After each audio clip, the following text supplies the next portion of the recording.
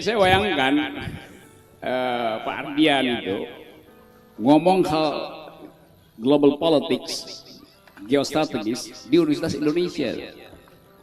Karena soal Natuna kemarin itu seluruh kebanyakan ahli internasional itu ikut orkestrasi pemerintah. Mari kita hajar demi NKRI Cina itu. Saya bilang iya, kita bisa pompa patriotisme tapi sedikit pakai otak dong gitu. Karena kalau kita perang dengan Cina per hari ini, peluru kita cuma tahan 14 jam. Habis tuh dalam 14 jam. Anggaran militer kita tuh Cina tuh 3.500 triliun, kita 150 triliun. Tentara Cina itu yang dimobilisasi itu 2 juta orang. Tentara kita 500 orang. Jadi dengan sendirinya pasti kalah. Karena itu mesti pakai otak kalau mau ikut perang. Nah, Sultan Ternate, Sultan Tidore tentu pakai otak waktu dibujuk oleh Belanda atau diprovokasi untuk perang kan. Karena udah pasti kalau seluruh armada Belanda kepung Tidore ini mau pakai apa, bambu runcing, bambunya bisa nggak runcing lagi begitu kena air laut kan.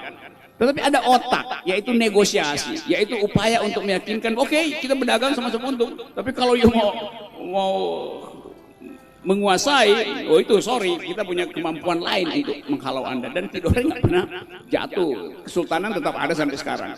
Walaupun hierarki kesultanan secara kultural masih dipertahankan, tapi politik kesultanan sudah horizontal, demokratis itu.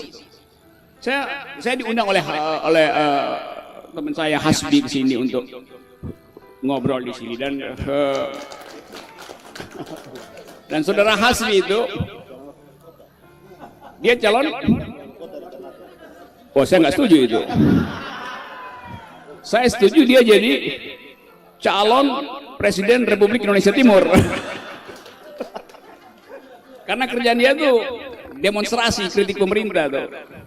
Sama kayak saya tuh, dia 17 tahun mengajar kemudian berhenti karena memilih untuk jadi kritisi. Saya 15 tahun mengajar, kemudian diminta untuk jangan lagi kritik pemerintah. Saya bilang oke, saya berhenti juga, saya lebih memilih menjadi pengkritik daripada memberi pelajaran pada orang-orang yang nggak mau berpikir alternatif. Jadi berpikir alternatif itu yang menghidupkan bangsa ini, berpikir alternatif. Bung Karno berpikir alternatif untuk kemerdekaan Indonesia, maka dia organisir.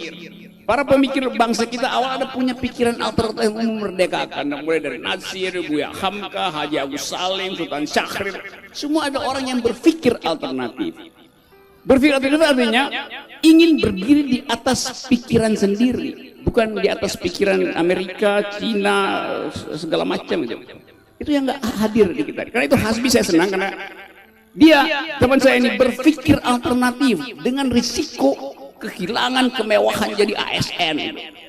Dan dia betul memilih itu karena tahun ini pegawai negeri nggak akan naik gaji karena pemerintah kosong anggarannya. Ya udah betul.